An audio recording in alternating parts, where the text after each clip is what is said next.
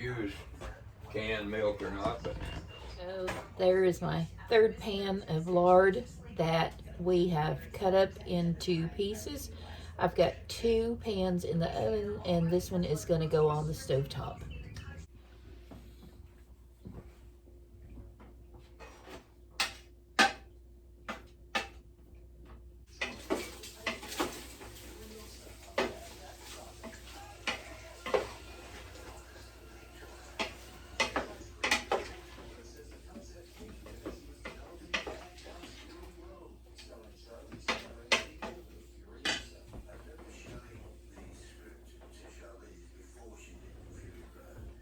What we're doing today is rendering pork fat. I've got this that is here on the top of the stove, and then I've got 2 trays in the bottom. Welcome to the Pioneer Farmhouse. My name is Patricia. It's been a couple of months since I made some cooking videos, but I'm feeling a little bit better, feeling stronger, feel like life is moving on for me. So what we're doing today is it's time to make some lard. So we are rendering down pork fat. This morning my friend Julie and I went to the butcher, and they saved us 15 pounds of pork fat, and we divided it in half. I'll show you clips of her pictures and stuff as she is doing her process, and mine as well. This is probably going to take us about 24 hours to get to the final product. I believe she is going to can hers and put hers in the refrigerator. I am going to put mine in pans and let it solidify, and then take it out and cut it up into sizes that I can wrap in parchment paper and put in the freezer. So y'all, please come with me, join me on this process. I have done this one time before, except for that I have canned it, but this time I thought it would be neat just to wrap it and put it in the freezer. Okay guys, so we are now at the process that we want to start removing that rendered fat from your pan. And let me pan you around and let me show you what my process is and how quick and easy this is. I have combined all 3 of my pans together now that I've got it rendered down pretty good. And as you can see, there is a lot of fat there that has just been rendered down from the chunks. When I do this, you still get little bitty pieces in there that need to be filtered. What I've done is that I don't have cheesecloth, so I just went and got an old t-shirt. Actually, this is a new t-shirt, but my husband doesn't wear this type of t-shirt, so I just cut the bottom of it off, and I ended up with a little piece about yay big. And if you got cheesecloth, that's great. If you don't, a t-shirt is perfectly fine, something nice and clean. Set the t-shirt inside, and I've used my canning label to hold it in place. I am just using my ladle to put it in, and we're just going to fill it up.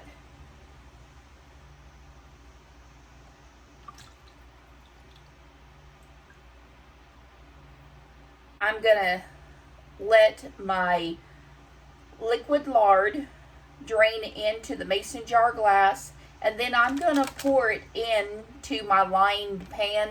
And when this is completely full, or when I don't have any more liquid to render out, I am going to stick this in the refrigerator for it to become a solid. Then I'll move it to the freezer so that it will harden enough that it can be cut into slabs, and then I am going to roll each one individually and store them in the freezer. In the past, I've canned them, and it works fine. It's saved.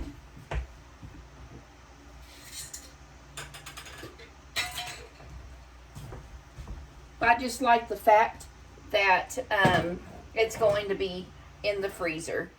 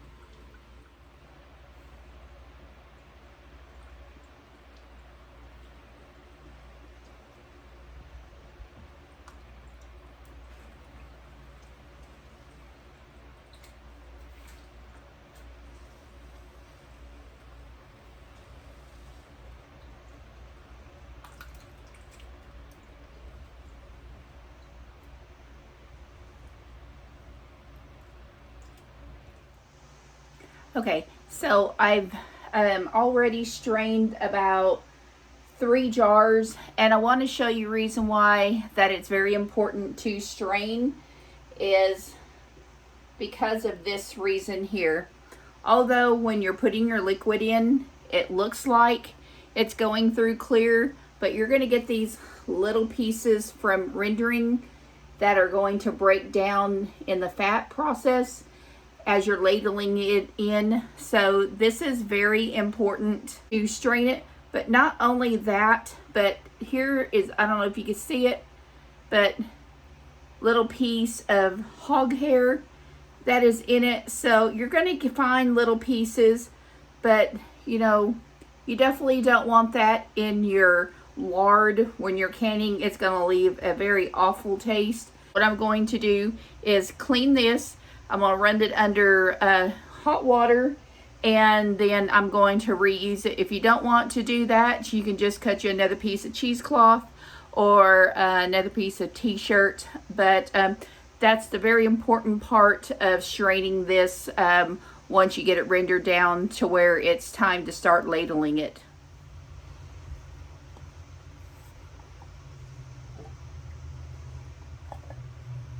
And really, you probably don't need this to sit inside, but I like the added measure of knowing that this t-shirt is not going to fall through. Well, I finally got to the end. I've got all of the lard rendered, and as you can see, what I have left is the cracklings. I have put the cracklings in a pan, put it in the oven, and finished rendering it. And then I put it on my stove top right here and put the pan at an angle so that the rest of the lard can run to the end. And I am taking my ladle and I am putting them in a container here with part of a t-shirt that I cut up earlier to try to get the rest of the grease off of it, and we are going to make a pan of cornbread with them. So guys, hang with me as I go through the process of making crackling cornbread. Okay, so it's time to make the crackling cornbread. I did go online and found a very simple recipe, so follow along with me. Let's get started. We're going to do 2 cups of self-rising cornmeal.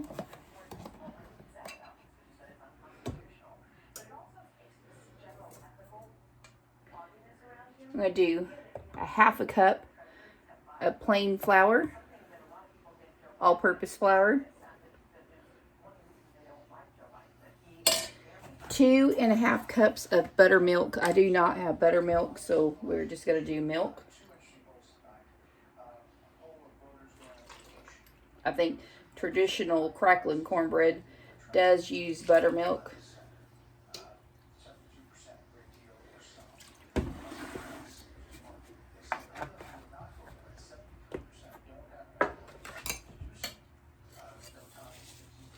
One-4 cup butter.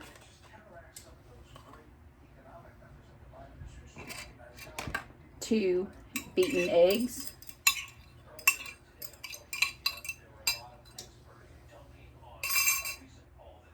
Alright, so I processed some cracklings to make them a little bit smaller to put in the cornbread.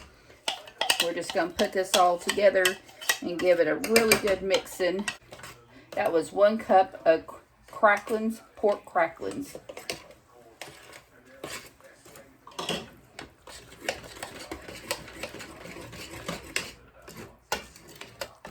Alright, that looks about good to me. Looks like everything is incorporated really, really well. I have a really hot cast iron skillet that I'm going to put the cornbread mixture into.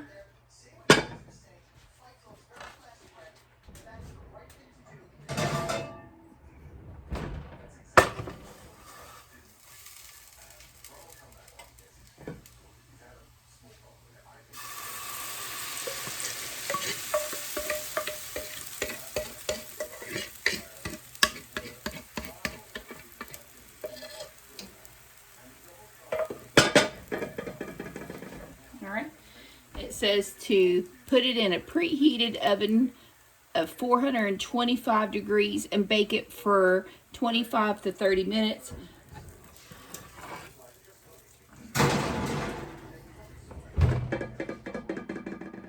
All right, so we are in the refrigerator. I just wanted to show you how it is hardening and setting up. I did have a second jar right here, but this stuff was pretty close to the cracklings being done, and I didn't want to mix the two. This has got a lot of flavor to it. This shouldn't have any flavor to it at all. So anyway, it's got two different ones, which is going to be fine. This one is beginning to solidify. I feel like that is probably going to turn white as well, but this is going to be so much whiter, and it's just barely getting started. And when this is done, we're going to take it out of the block probably in the morning and just cut it up into pieces. We're going to cut it up into segments, probably 6 segments, and wrap it and put it in the freezer. All right, so I just now took the crackling cornbread out of the oven, and it's sitting here resting. I'm gonna go ahead and cut into it, and let's see what this looks like.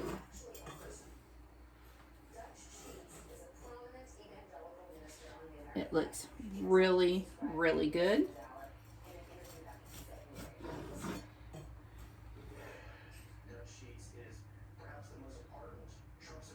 Okay, everybody, it is the next day, and the lard has completely solidified. It is a nice big solid block.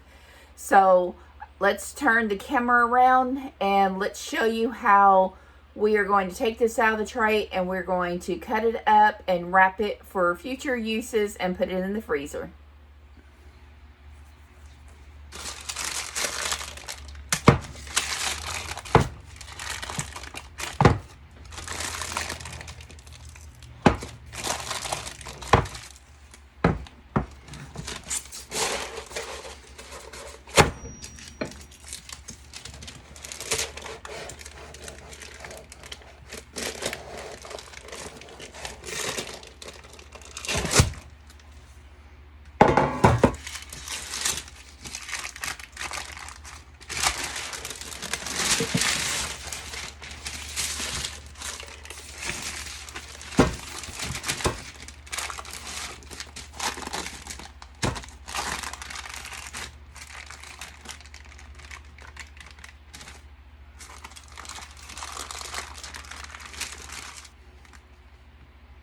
Here, I'm going to try to go right down the middle as evenly as possible.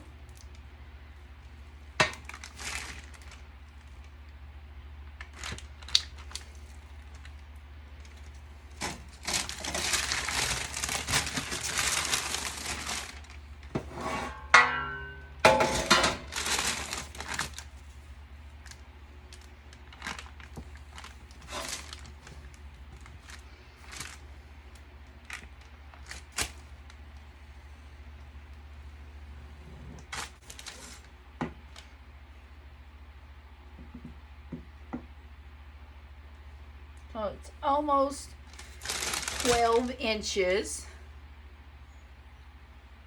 So I want to do these in about 4-inch marks.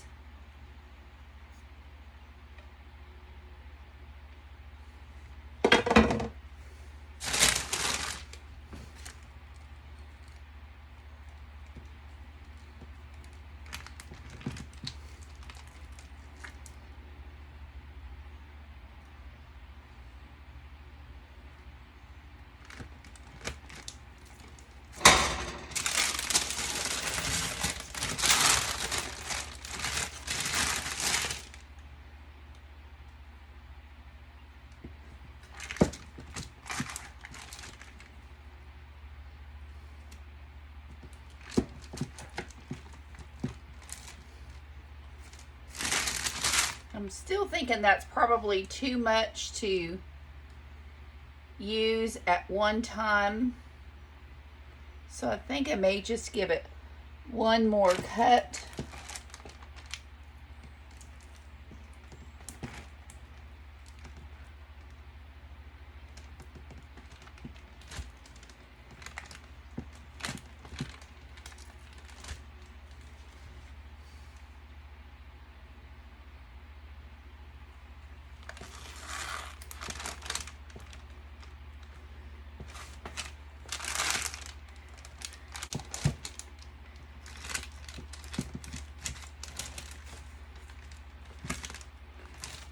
Well, it is not perfectly even, but this is going to work.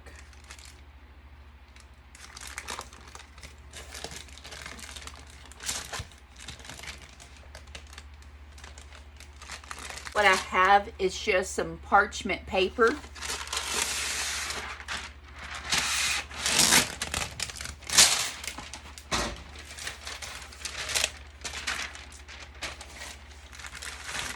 And I'm just going to wrap each block into parchment paper.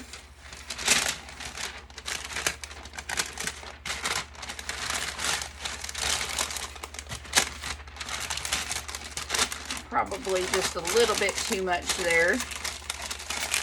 And just do a fold over. And I will probably just tape that closed. And then stick those in the freezer. I'll probably label them Lard. So let's move this out of the way and I'll do one on the countertop.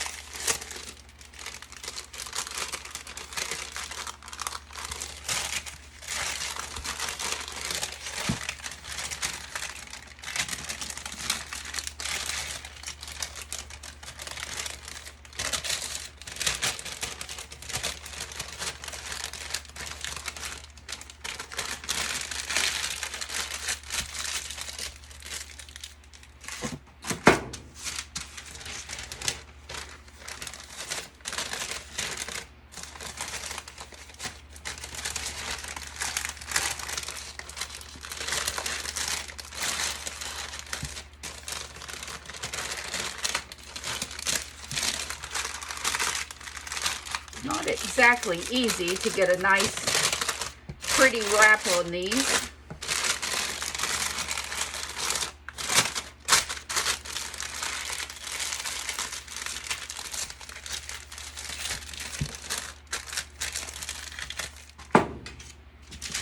Maybe I'll try it this way first.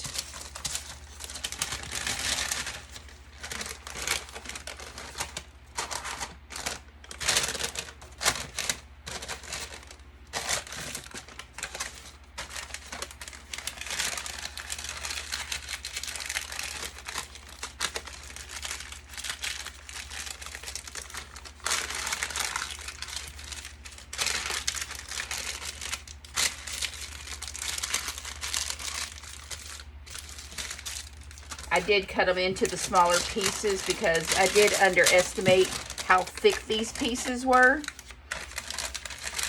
So, thankfully, I did that. And then when I'm done, I'll weigh these and we'll see how much lard we ended up with. That is a lot better wrap.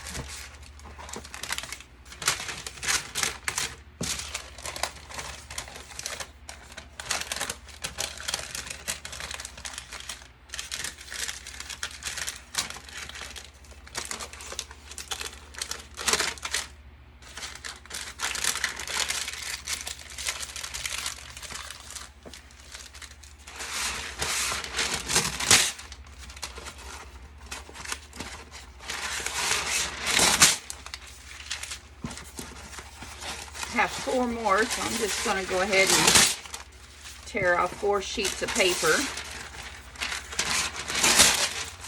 Alright, so this is just down to the last one.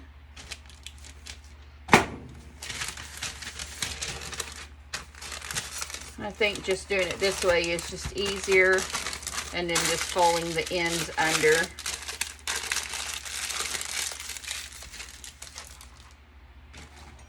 What I think I'll do is that I'll just stick them in a Ziploc bag.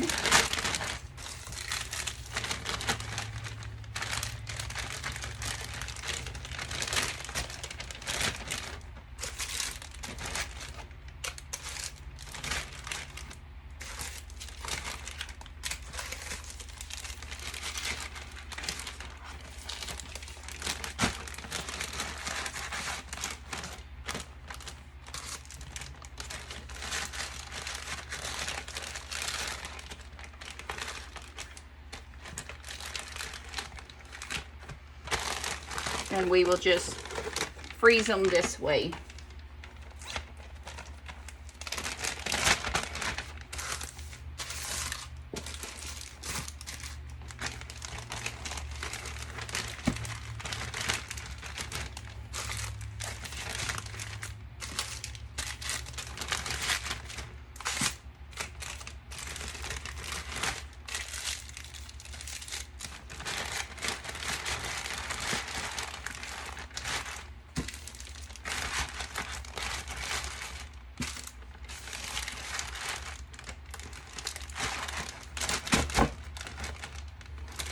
And then that way, when I need a container of lard, I could just pull one of those out of the freezer.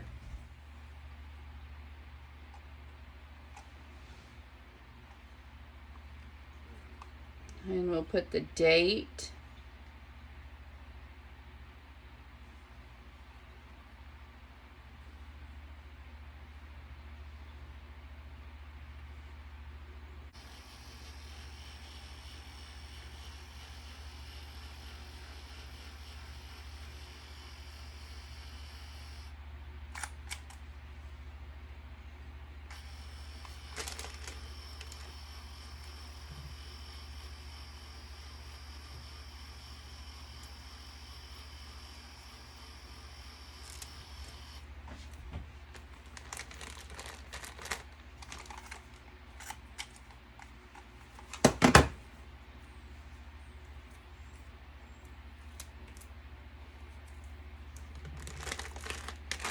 Okay, and there we have it. Lard, March 25th, 2024. So now let's see how much it weighs. Okay, that's like 3.13 pounds. And that one is 3.5, so 6. We got roughly 7 pounds of lard.